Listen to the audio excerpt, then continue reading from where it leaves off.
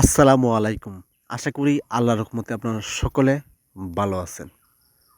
এটা হলো শাক। এই শাকটা মূলত বিভিন্ন ক্ষেতে আইলে বা লাইলে ভিজা, ভিজা জায়গাতে এই শাকটা বেশি হয়ে থাকে। এই শাকটা কিন্তু প্রচুর পরিমাণ পুষ্টি এবং ভরপুর বিভিন্ন রোগের ওষুধও বলা যায়। আর এটা মূলত বাংলাদেশে বেশিরভাগ পাহাড়ি অঞ্চলে মানুষ খেয়ে থাকে আর উত্তরবঙ্গে মানুষ বেশি খেয়ে থাকে। এই শাকে কিন্তু প্রচুর পরিমাণ পুষ্টি এবং ভরপুর বিভিন্ন ভিটামিন আছে, ভিটামিন সি আছে। যদি ভিটামিন সি ঘাটতি থাকে শরীরে তা সহজে আপনারা পূরণ করতে পারবেন। এবং ত্বকের স্কিন ব্রাইটনেস উজ্জ্বলতা দিন দিন বাড়ে যারা শাকটা খায়। মানে দেখবেন ভিতর থেকে উজ্জ্বলতা বাড়বো। আমরা তো বিভিন্ন ক্রিম ইউজ করি সুন্দর হওয়ার জন্য, আর এই শাক খাইলে কিন্তু ভিতর থেকে আপনার সৌন্দর্য বাড়ে।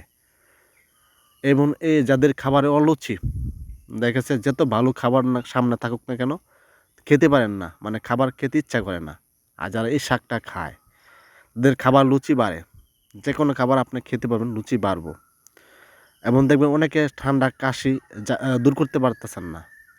এই শাক যদি রস কইরা ২ চামচ বা ১.৫ চামচ পরিমাণ রস কইরা সকালবেলা খালি পেটে খান, আমার ঠান্ডা কাশি সহজে দূর হয়ে যাবে। অনেকে ডায়াবেটিস, মানে ডায়াবেটিসটা কন্ট্রোল করতে পারতেছেন না, সহজে ডায়াবেটিস কন্ট্রোল করতে পারবেন। এটা রস করে খান।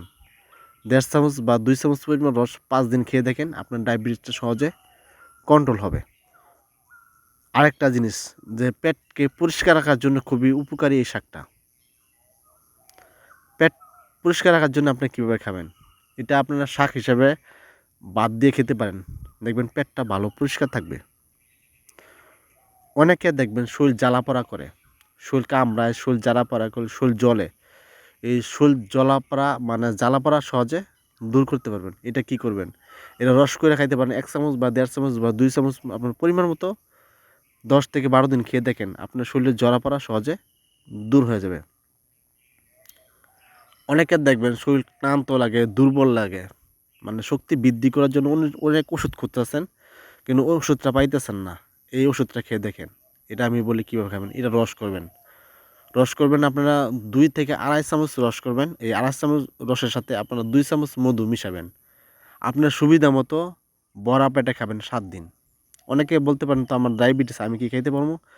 এটা রস করবেন তাদের জন্য ২ চামচ, আর ১ চামচ বা হাফ চামচ পরিমাণ আপনি এই মধু মিশাইয়া তারপরে খাবেন। দেখবেন খুব ভালো কাজ করব।